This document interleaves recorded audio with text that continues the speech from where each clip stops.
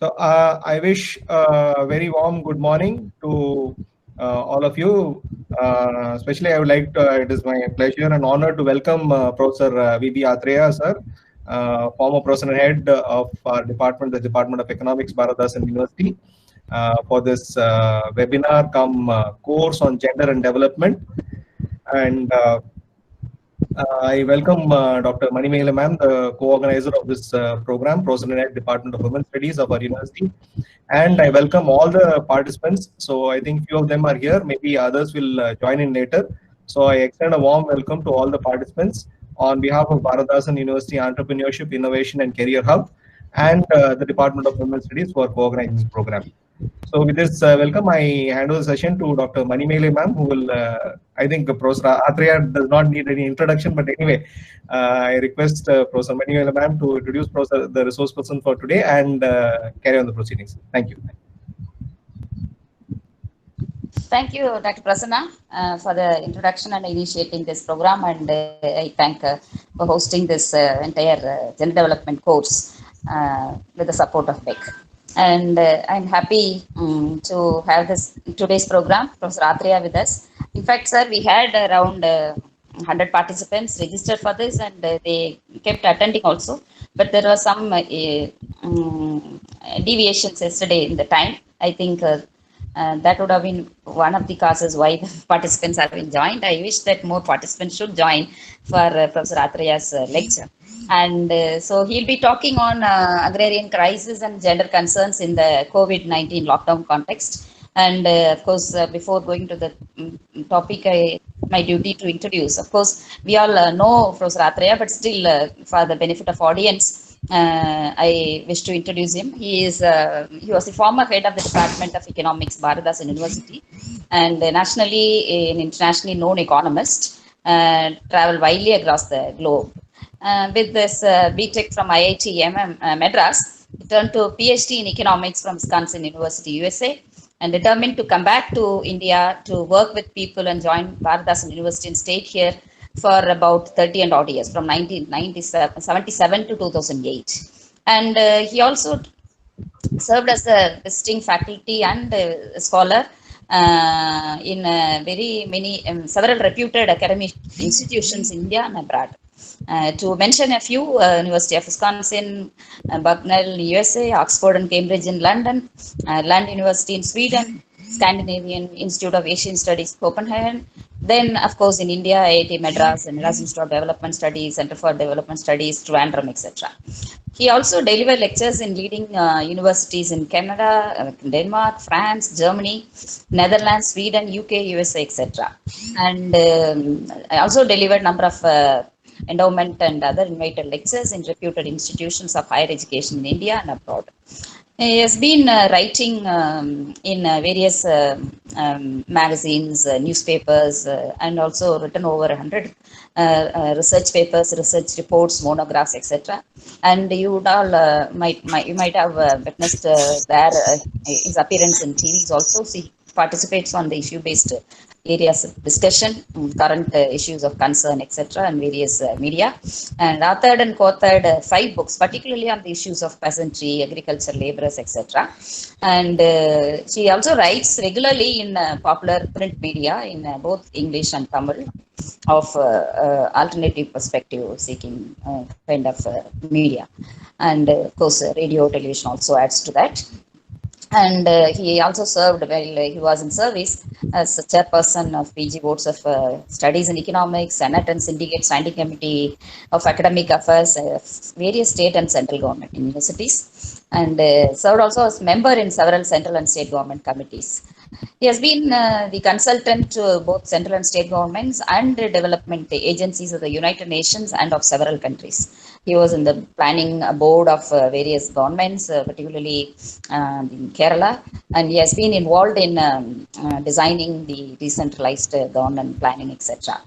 And also he has been actively involved in the areas of gender, literacy and development as both planner and social activist. And he was very much involved in social mobilization campaigns for gender equality and against female infanticide and feticide. And where he would have, I mean, if you go and read his article, you would definitely understand how gender impact is there in terms of, I mean, in these areas. And he coordinated also the mass literacy campaigns, Rivoli Iyakam in Tamil Nadu in the 1990s. And Professor Rathreya held important responsibilities in public life, having been the past president of all the People Science Network, Tamil Nadu Science Forum, an EC member of Bharat Jnan Vigyan Samriddhi, National Literacy Mission Authority, Government of India, etc. And for the lengthy service he rendered, both academic and the society, he has been recognized with numerous awards, honors, and the most recent one, of course, he would have got many others also. The Distinguished Achievement Award for Political Economy in the 21st Century by the World Association for Political Economy in May 2004. So this is all about Professor Atreya. I only wish that there should be more participants to listen to his lecture. And as, of course, and Dr. Prasan also mentioned that it will be available, recorded, and so it will be benefiting much. So the topic, of course, it is about the agrarian crisis in the pandemic has and how it is going to affect the women in the society. Of course, not only women, the men, the marginalized. It is inclusive. When I mention here the gender concerns in the inclusive term. So you all know that the working class, the migrant workers, the marginalized, the oppressed class, the women, the peasants are the worst affected category and turn to the maximum vulnerability. And you'd all would have witnessed there in the TV news how agriculture produce all been thrown out because of lack of market, lack of transport, and even when you go and want to harvest, people were not available, laborers were not available because of the lockdown. And it has impacted severely not only the farmers, but the people who were very much depending on agriculture as agriculture laborers, the peasants, and including women. And the other section, of course, these the gender implications on this is that the kind of economic and social impact that had in the society in the agriculture context. In the other context also, there was, I was explaining yesterday also, the disproportionate impact on women. And in the given patriarchal context of the gender division of labor and the role, gender division of role as women, men as breadwinner, women as caregiver, and there has been serious impact. So in that context, several states got worst affected, and in West Bengal, the cyclone also added to the crisis. And the MNRGA got stalled for at least some time, and there was literally no food security for some of the people, particularly the migrant, the PDS, I mean, ration, people who do not possess the PDS card, etc.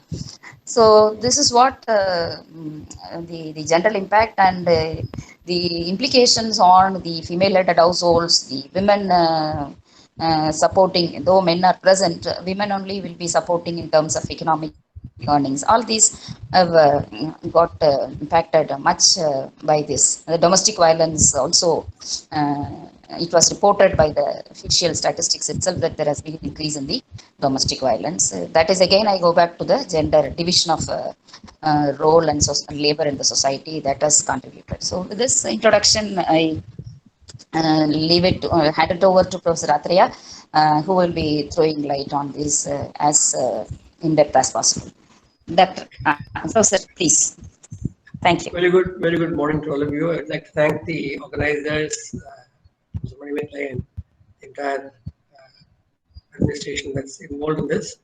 Let me begin by dedicating this lecture today to the memory of Professor Vaidyanathan, Professor A. Vaidyanathan, who passed away 2 days ago in Coimbatore, was one of the most eminent Indian economists who had worked in a wide variety of fields of applied economics.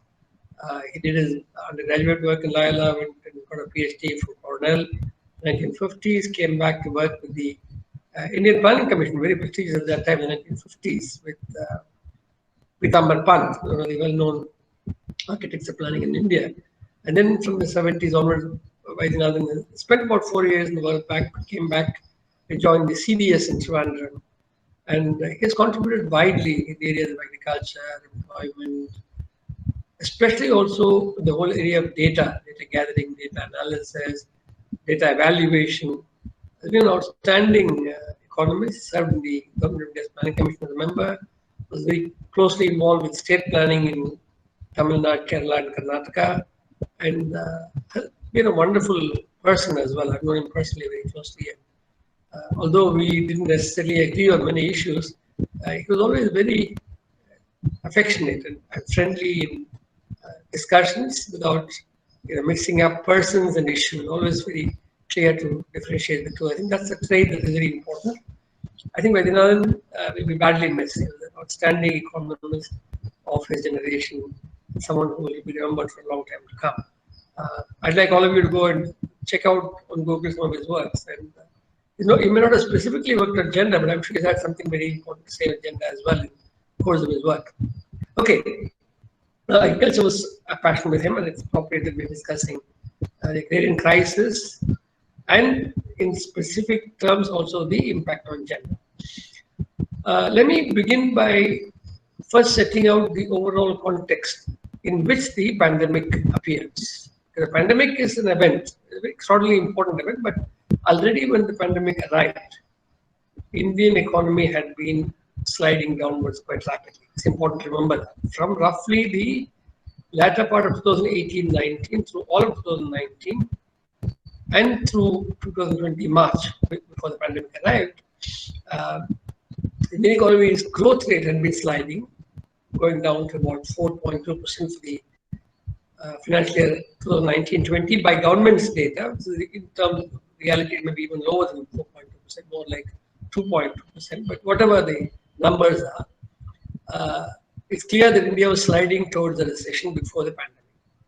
But the overall growth rate is not the most important thing. Because we know that even the high growth rates, the benefits reaching the poor are quite minimal. So if you now look at three other aspects of the contemporary situation, they're very important for us to understand how the subsequent pandemic and lockdown have impacted on both the agrarian economy and women in particular.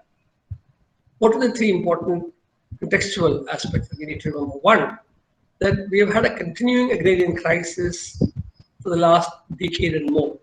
The period of neoliberal policies of unbridled liberalization, privatization, and globalization have been a period in which government support to agriculture has been largely withdrawn substantially, and the agricultural sector has had to face the vagaries of both the monsoon and the global markets. And we've had a very severe credit crisis for a part of this period. We had about 300,000 farmers committing suicides over the last 15, 20 years.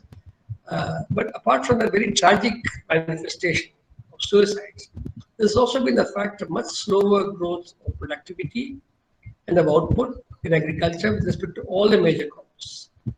Besides, there's been a very significant increase in the degree of unemployment in agriculture. So the first point is to remember that we are facing a major crisis in agriculture where the public infrastructure support to agriculture in terms of the research system, credit, extension system, infrastructure building, all of this has really taken a beating because of the compulsions under the neoliberal regime to keep a low fiscal deficit and the simultaneous unwillingness of the rulers to tax the well-to-do to raise resources. So if you can't raise resources and you must have a low deficit, then what gets hurt is agriculture and welfare of the people. That's what's been happening here as well. This is one. Second important thing is the question of employment. If you look at the data from the National Sample Survey for 2011-12 and what's been called the Periodic Labor Force Survey, renamed, of 2017-18, these 2 years tell us that the rate of unemployment in India rose by a factor of 3, from about 2% on a usual status basis to 6% in just the period from 11-12 and 17-18. We know that there was a lot of resistance to the report being published. Ultimately, it was published. And if you look at specific groups like youth, 15 to 29, or you look at those with at least 10 years of education, their unemployment rates are in fact much higher, the order of about 17 to 20%. It's even higher for women who've been dropping out of the labor force. In fact, the labor force participation rate in the most recent study has been hardly 22%. Huge exit of women from the identified labor force. Of course, it doesn't mean women don't work. Women continue to work, but they don't get recognized as workers. That's something we've known for a long time. Now, this is the second dimension, the enormous unemployment crisis. And this is both urban and rural, not just confined to areas. The third disturbing element of the situation when the pandemic enters here is the sharp fall in the purchasing power of the people. Partly understandable for the lack of employment and the agrarian crisis, but additionally, it's quite shocking if you looked at the data from the National Sample Survey on monthly per capita household consumer expenditure. This has actually fallen in absolute terms in the countryside between 2011-12 and 17-18. Per capita monthly consumer expenditure in the countryside, rural India, fell absolutely. I'm not talking about a decline in the rate of growth. I'm talking about absolute decline of 3.8%, practically 9%, which meant that practically all sections of the rural population experienced a declining consumption, indicating a significant loss of purchasing power.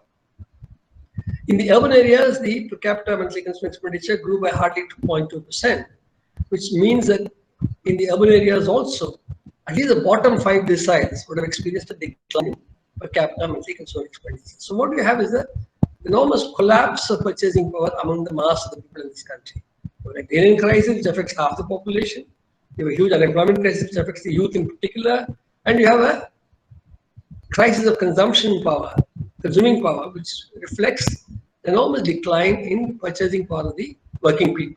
Now, I think it's important to understand that we were therefore facing a situation of severe demand crisis when the pandemic hit. This is something that we need to keep in mind. Of course, the official data have been very mixed, and the government of India has not been too keen to share all the bad news with us, nor are other governments particularly keen. So we've got a problem that there's some reluctance to understand the enormity of the crisis of demand that the Indian economy was already facing prior to the onset of the COVID-19 pandemic. Now, then the COVID pandemic hits us. So what happens? We have a lockdown in place. The COVID pandemic reminds us of the sins of privatization. That we have very poor public health infrastructure. So we are not able to handle COVID-19. We make all sorts of statements and promises and rhetoric, but the numbers are rising every day. They're getting bigger and bigger, and we don't have hospital facilities in the public sector which can handle the increasing caseload. Private sector is seeing this as an opportunity to make more money. So we've had a huge human tragedy being acted out right in front of our eyes, right around us right now. And of course, you can imagine that women are especially affected here because families would spend on the men more readily than they would spend on the women. Although, luckily, the rate at which it attracts females is somewhat less than the rate at which the COVID-19 attracts males from the numbers that we have of morbidity. But even then, women and men both have, in large numbers, have had a major trauma that they're undergoing, even if they're not affected. I mean, every one of us is always afraid that it might happen to us next. And of course, while you may not die because morbidity rate is mortality rate is quite low, all of us are worried about getting COVID impacted. Right? So we have a huge health crisis on our hands, in part resulting from the sheer severity of the COVID pandemic, but also from the very poor state of public health infrastructure in India. A reminder that one of the lessons we have to draw from this crisis is to strengthen the public health sector and the public education sector and the public infrastructure. These are very critical for a nation's survival. So if self-reliance is to mean anything at all, it must mean these things. This is one aspect. Let's now come to the economic impact of the, not so much the pandemic per se, but let's come to the economic impact of the lockdown. The first case was detected at the end of January in Kerala. We had 2 months to prepare for it. We should have used those 2 months to upgrade facilities and so on. So lockdown, while necessary, now it's been almost 75 days. Unfortunately, lockdown has not been effectively used to ramp up health infrastructure, to increase the number of beds, to provide isolation facilities in adequate numbers, to provide intensive care facilities, to provide ventilators, even PPEs, personal protection equipment for the health personnel, doctors, nurses, sanitary personnel. Even there, we have done rather less well than we should have. But leaving all that aside, but what is important right now, what I'm going to focus on in terms of the agrarian economy, is the enormous difficulty that the agrarian economy has had to face because of both the pandemic and the lockdown, especially. Lockdown started at the national level after token lockdown on the 22nd. It started properly on 26th. And this was the season. You see, late March, April, May is the season when the winter crop gets harvested, wheat crop gets harvested. This is a season where in much of northern and western and eastern India, you have growth of potatoes, many other crops, pulse crops, gram and so on. So this is a particularly crucial mustard also, a very crucial period. And of course, the season, summer, spring and summer, the season of fruits. And remember that these fruits and vegetables are perishable. So they're extremely volatile in terms of the markets that they face. Now, problem was that when because of a long winter, the harvest in the northern states was delayed a bit. And so when the harvest time came, we already had a lockdown. So agricultural machinery could not be transported. So a lot of the states which need them, usually what happens is Punjab is the state with a large number of harvesting equipment, and usually that harvesting equipment travels around Madhya Pradesh and UP and all that, and finally comes to Punjab, Haryana, Rajasthan, Gujarat.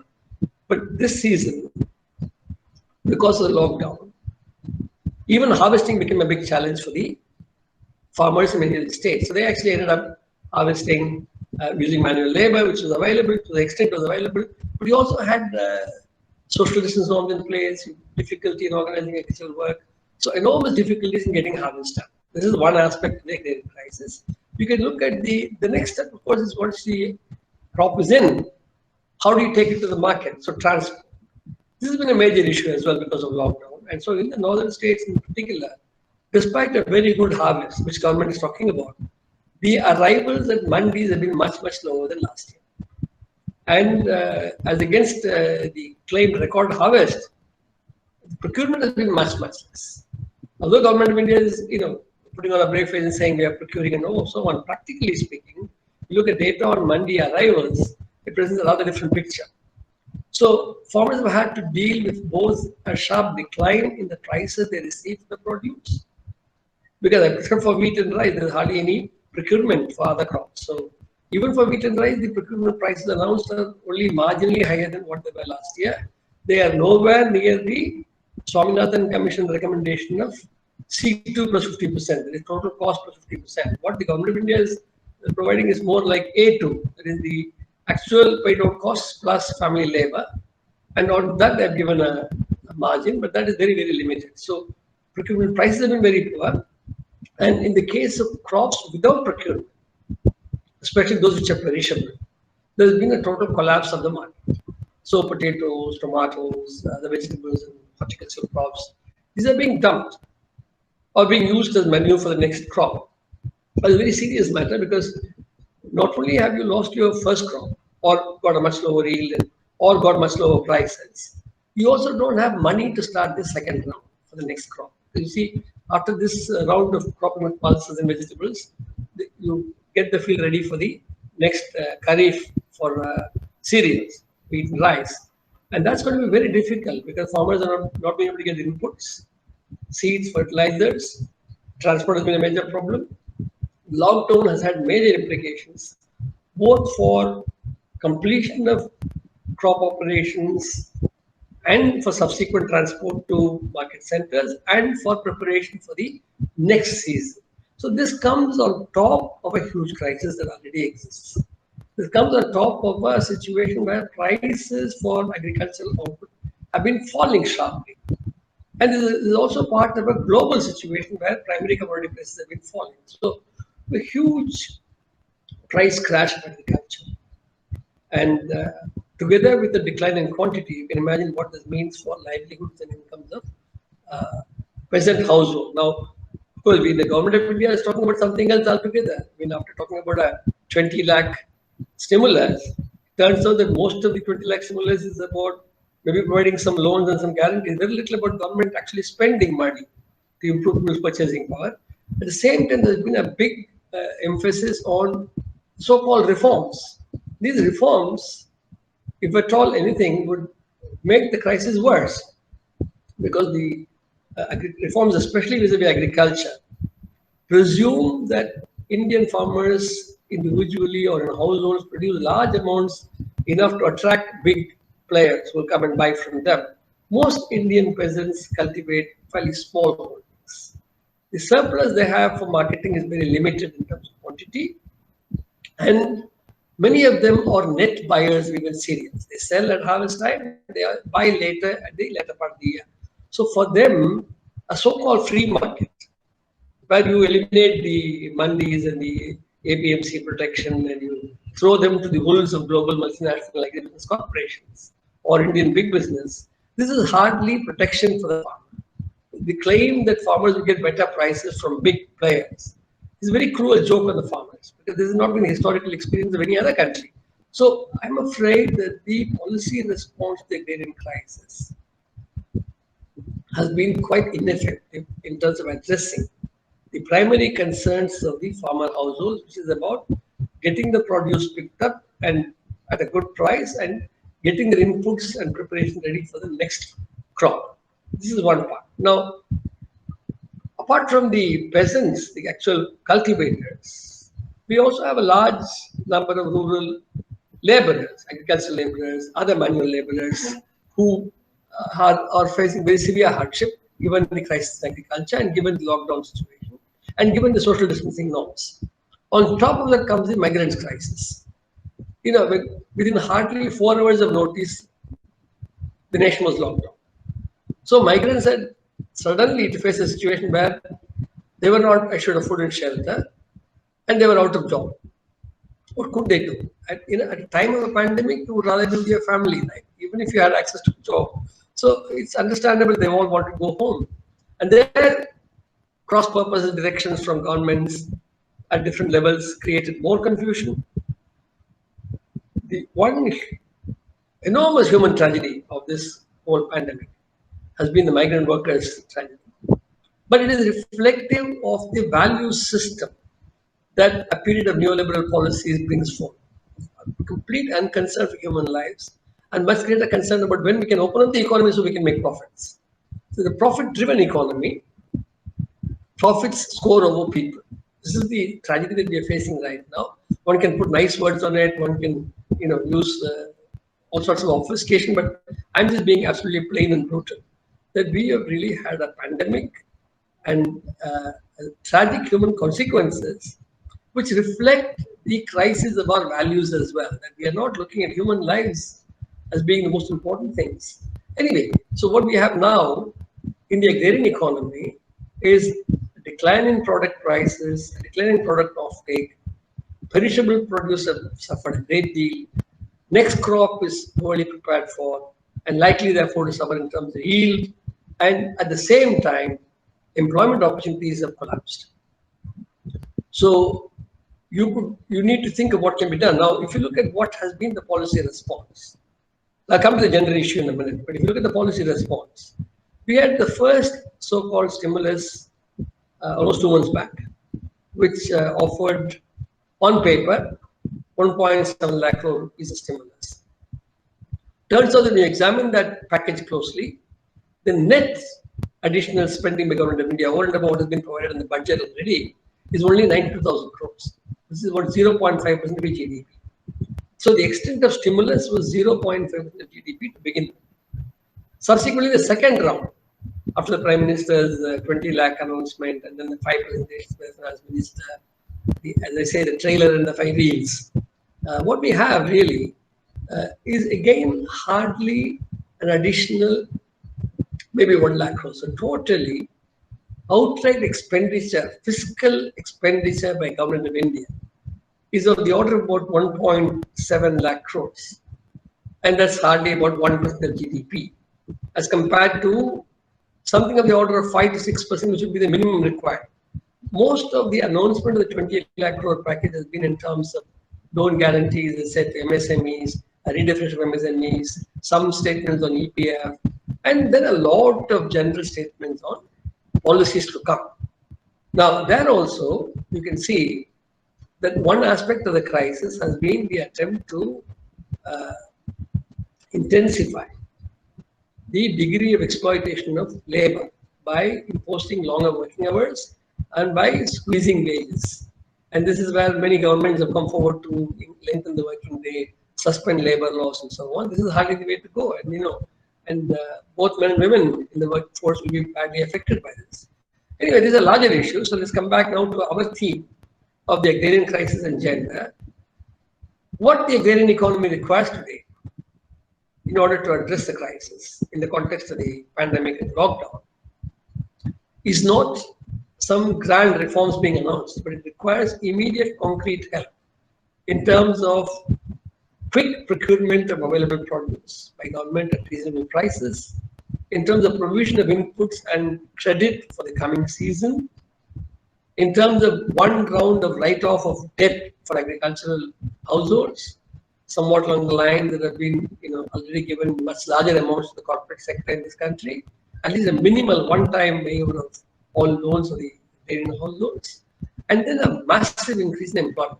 The second round of stimulus, in fact, added two things by way of government expenditure. One was 5 kilograms of grain for the migrant workers, estimated at 8 crores, about 10 crores actually, but 8 crores. I'm talking about interstate migrants will be about 10 crores. All migrants put together will be 14 crores. This is the parliamentary we have.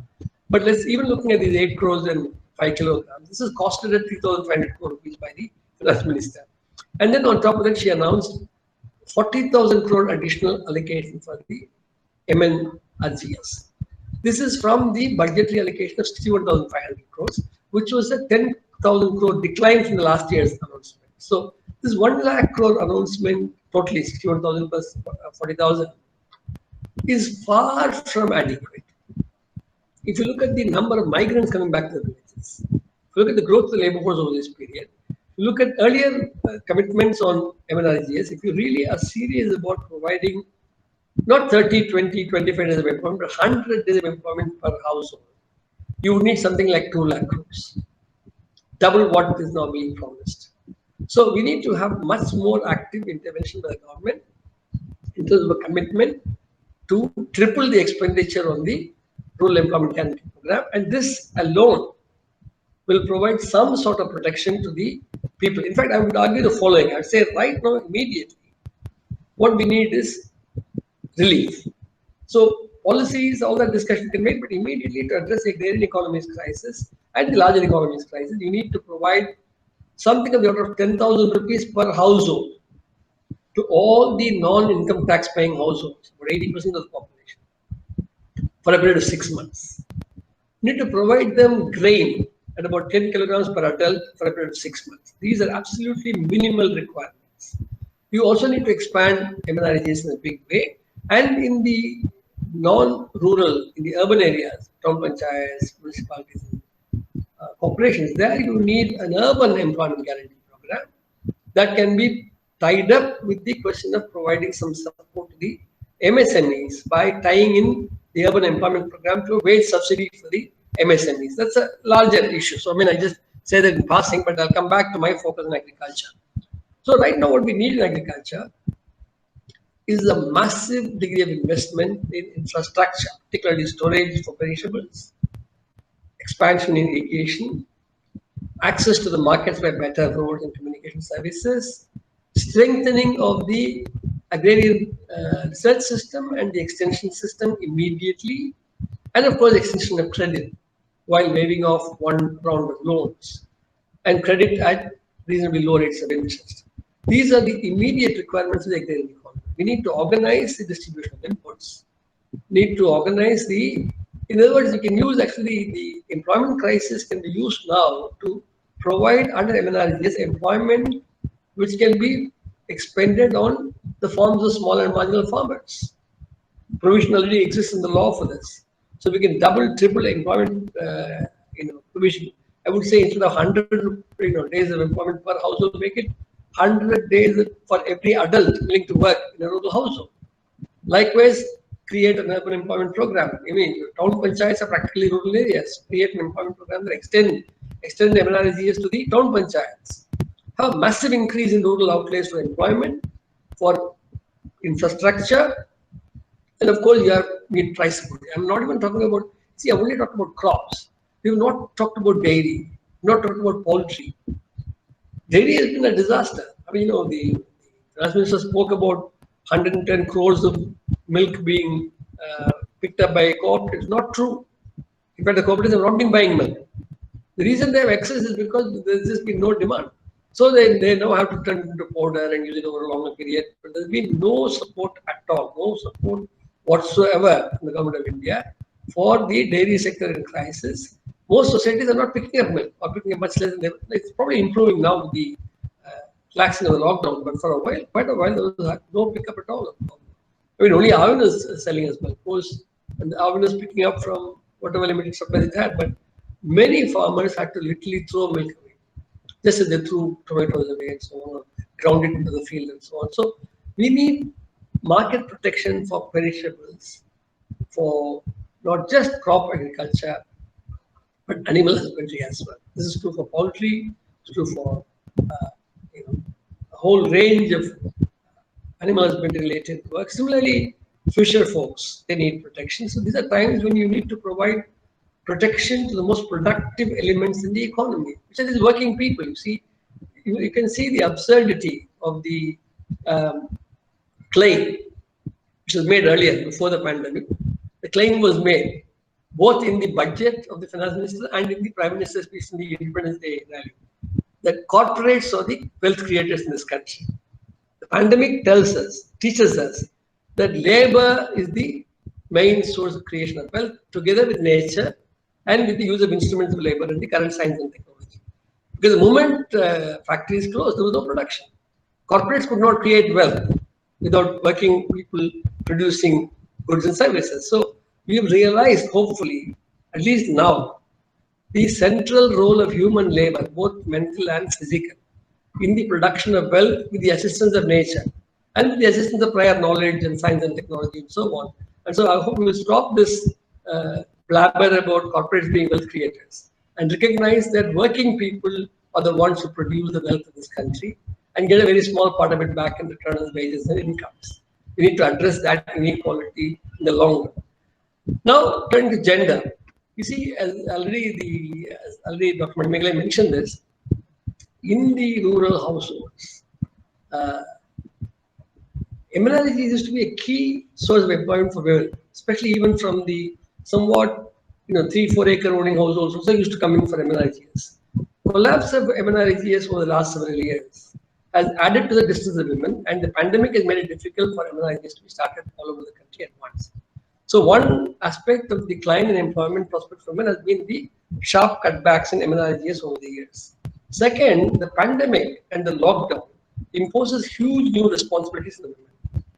Care functions, we know always that the care functions have been kind of pushed off on women, but in the pandemic period, with lockdown, there's enormous anxieties about health, with people being told to stay indoors and so on. You can imagine what women have had to deal with. Constantly cooking, making something, making food available, making snacks available, whatever, making, and then being forced into very close physical coexistence with drunken and violent husbands.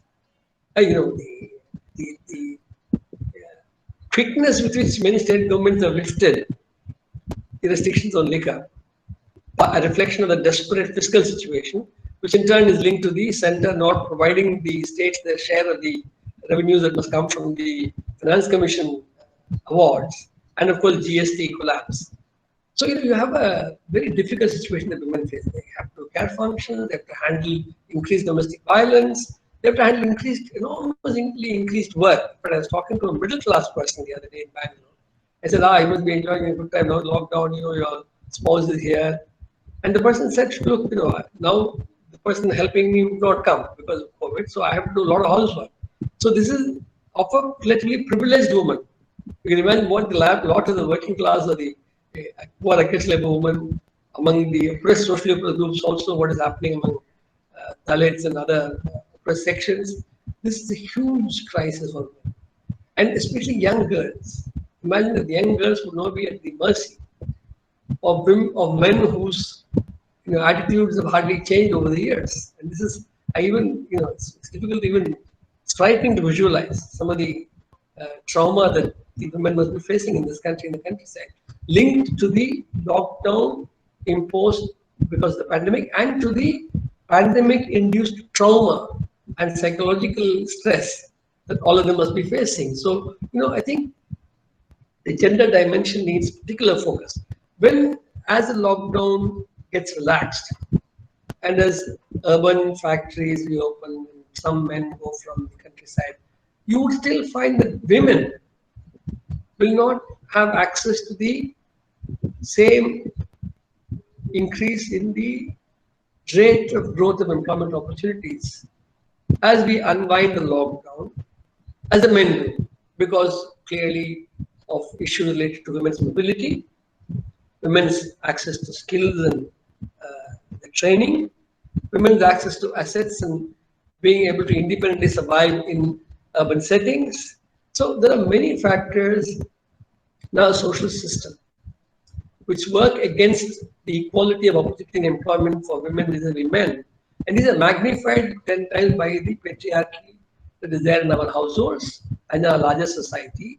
So in the coming period, as the lockdown gets relaxed and the men slowly start to get back to their employment in urban centers and so on in the countryside, it's still a long way to go for women.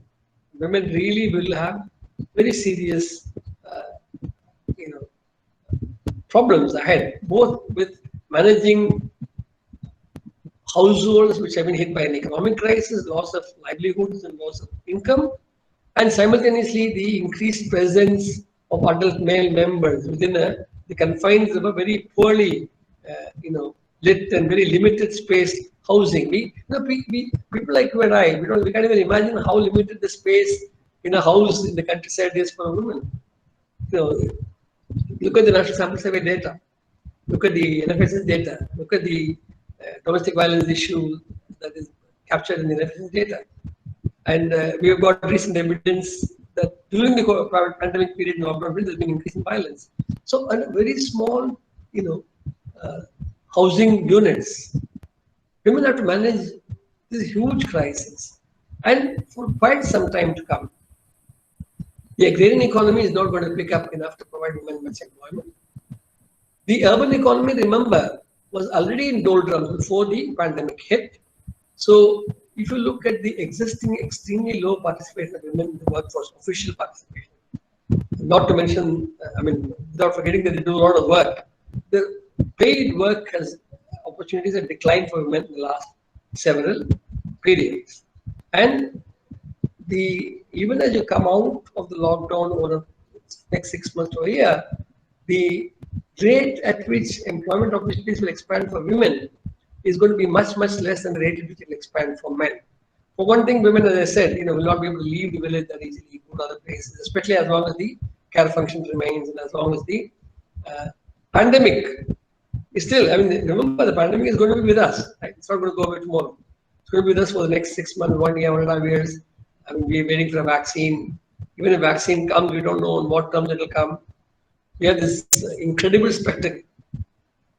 The world's richest country saying we won't allow the vaccine to be made available cheaply to everybody. We want to grab it. Other countries in the European Union have said we are willing to have a pool to do the research on the vaccine and also to share the vaccine on affordable terms. Remember the old, in the WTO process, the old Doha 2000 conference explicitly included a clause whereby governments in emergencies can break the TRIPS agreement and sanction low-cost production of drugs.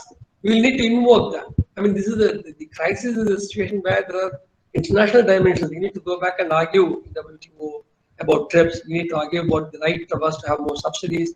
We need to argue about IMF providing more special drawing rights so we can borrow.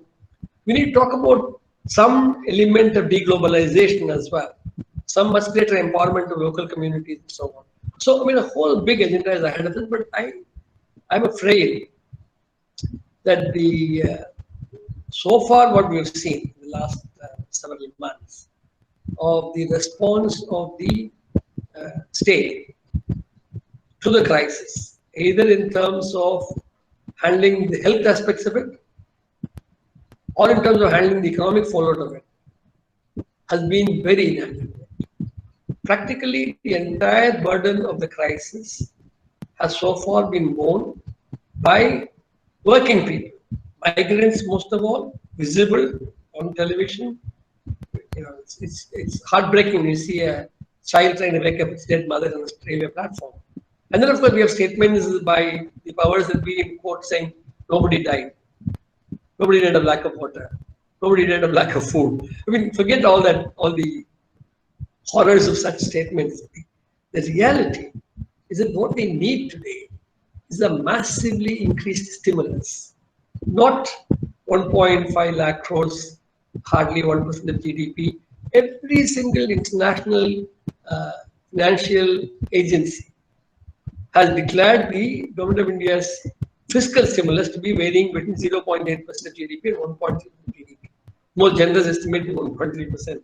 We need something of the order of 5% of GDP.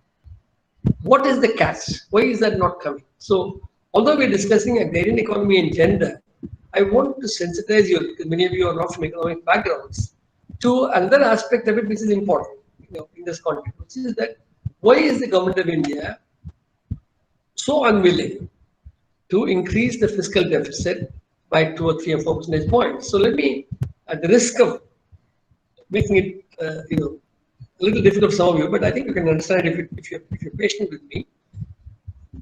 The fiscal deficit is the total expenditure of a government, current and capital expenditure, minus what are called non-debt receipts. In other words, whatever the government borrows, you don't count it in the receipts.